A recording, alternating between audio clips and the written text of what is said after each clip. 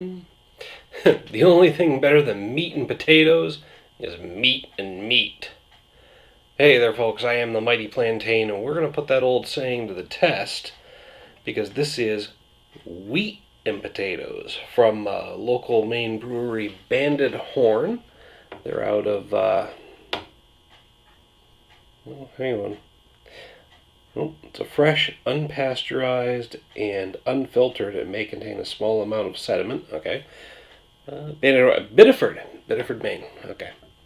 I should have looked up the town name before I started running the video. Sorry about that. But wheat and potatoes, using Maine-grown wheat and potatoes in the brew. Now, I've had a potato vodka before, but never a potato beer, which raises some interesting possibilities, especially as I live in the state of Maine, where we do grow potatoes.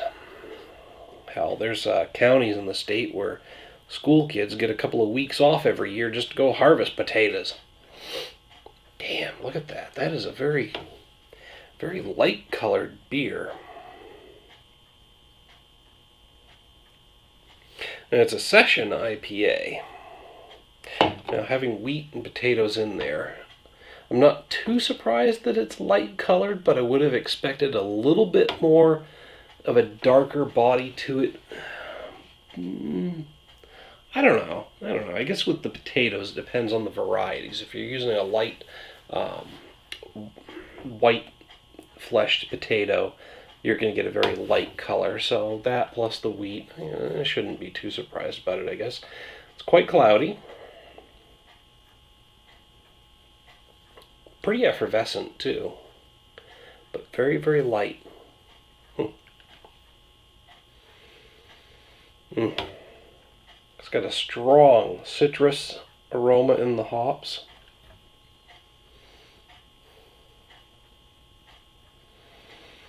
Maybe a little bit of pine there, undertones of pine, but primarily citrus.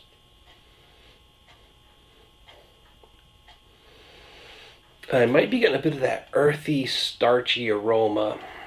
And I say starchy specifically because I'm getting an earthy aroma, but it doesn't seem to be a hop-based earthy aroma.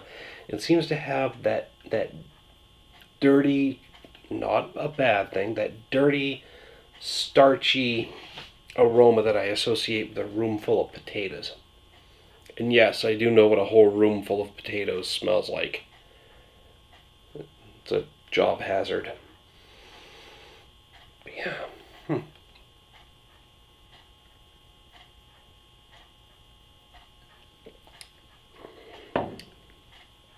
Very crisp. It starts with this light mouthfeel, but then it gets heavier as it rests on the tongue, and then as it slides down your throat,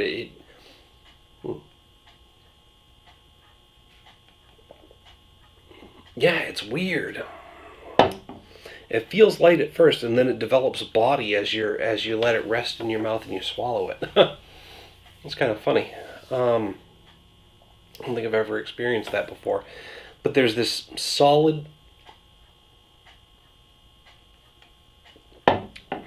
starchy and grainy texture and flavor to it.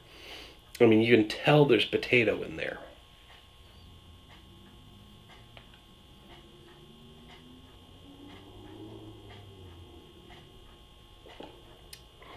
Yeah, that's the texture of the beer is just really weird.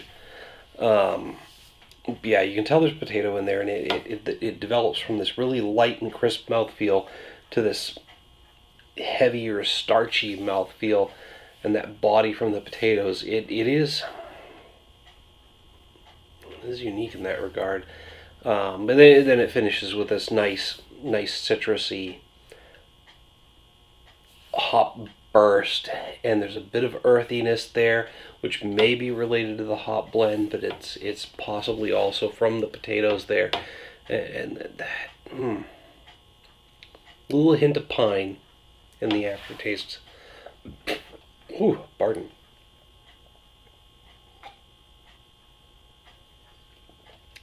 It's definitely different in terms of the mouthfeel and that different character that I get from the incorporation of the potatoes. Wow.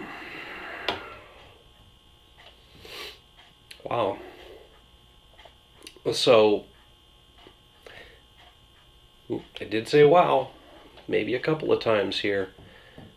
I gotta give this one full marks, 5 out of 5. It's different and unique enough that it's impressing me. I don't think I can relate it to anything else I've had before. So, there you have it. I mean, it's a solid standalone IPA on its own, a nice session IPA. But then when you throw in that unique character that I'm getting from the potatoes being incorporated and the fact that it's a wheat beer, it's all around good. So check it out, Bandit Horde Wheat and Potatoes. That's just what I have to say about it. Hit me up down in the comments and the email link down below. Love to hear what you have to say. While you're down there, make sure to hit me up with a like and a share, and don't forget to subscribe. Until next time, folks, thanks for tuning in. Keep drinking local Maine beers, and cheers.